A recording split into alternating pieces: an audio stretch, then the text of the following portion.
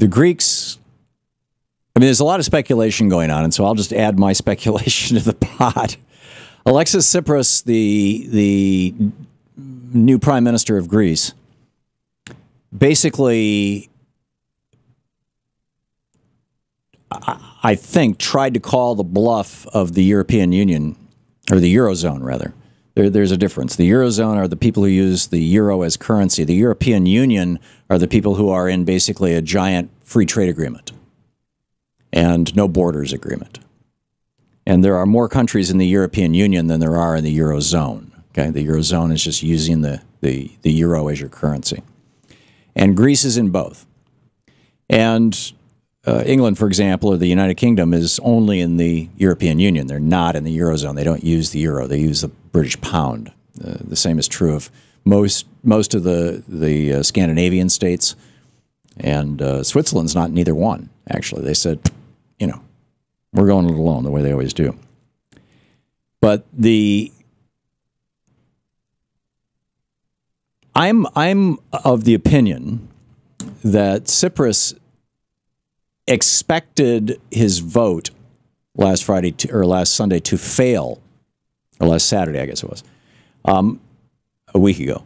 I think that he expected that vote to fail, and then his, you know, because they couldn't work anything out with Germany and with the banksters, and the hundreds of billions of dollars which have already been loaned to Greece by the IMF and the European Union have just been used to pay off banksters.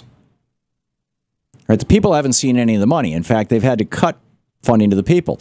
And the next bailout package includes that they have to privatize their ports, which is a major source of revenue for the Greek government, and they have to privatize their airports, you know, sell them off to the billionaires. So, the Syriza government right now is in a real crisis, because they're on the verge of accepting these extraordinarily punitive and draconian measures that Germany in particular is trying to, you know, they're basically trying to squash them like a bug. And apparently the reason why is because they never actually seriously had a plan B in place. And this is something that they should have done on day one. On day one, they should have been calling around saying, who can print drachmas for us?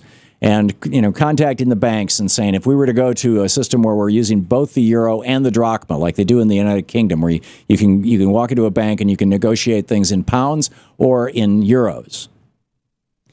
If they had done that homework, then they'd be in a position right now to say, screw you to the Eurozone guys.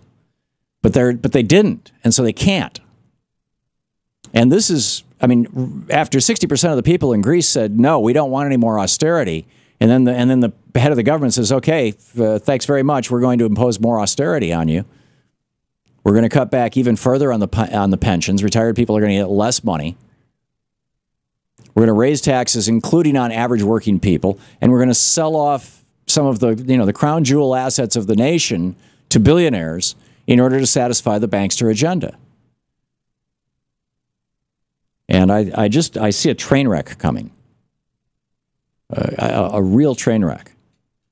And Alexis Tsipras now has to get this thing through the Greek parliament, and the Greek parliament is looking around going, you know, hey, 60% of the people just voted no for this, and we're supposed to vote yes?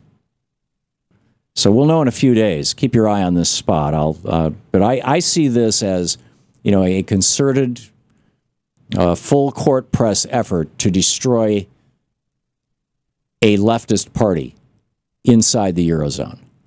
They will not tolerate it. The Eurozone is going Reaganistic, Thatcheristic, full tilt boogie.